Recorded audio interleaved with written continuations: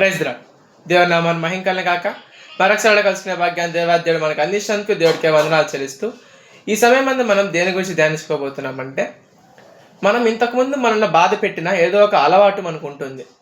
అది ఇతరులను ఎక్కువగా గౌరవించడం కావచ్చు, ఇతరులకు ఎక్కువగా హెల్ప్ చేయడం కావచ్చు, లేక ఇంకేదైనా అలవాట్లు కావచ్చు, టైం వేస్ట్ చేయడం కావచ్చు. ఇలాంటి అలవాట్లన్నింటినీ కూడా మనం ఏం చేస్తుంటాం, వదిలేస్తుంటాం.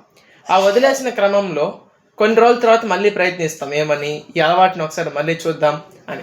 చేసినప్పుడు మనకు ఎలా ఉంటుంది అంటే, ఒరే ఏం కాలేదే, ఇంతకుముందు చేసినప్పుడు వేరేగా ఉంది, ఇప్పుడు అలాంటి అలవాటు పెట్టుకున్నా కూడా ఏం కాలేదే అన్నట్టు అనిపిస్తుంది. కానీ కొన్ని రోజులు గడిచే కొద్దిగా ఏమవుతుందంటే, అదే అలవాటు ఇంతకుముందు ఏమైతే మనకు రిజల్ట్ ఇచ్చిందో దానికంటే దారుణమైన మన పరిస్థితిని మనకు తీసుకొస్తుంది. కాబట్టి ఏదైనా ఒక విషయాన్ని విడిచిపెట్టేసిన తర్వాత మళ్ళీ దాని జోలికి వెళ్లకుండా, ఎలాగైతే దేవుడు చెప్తున్నాడో పాపాన్ని విడిచిపెట్టి పాప విముక్తులైన తర్వాత మళ్ళీ దాని జోలికి వెళ్లకుండా ఉండగలుగుతాం.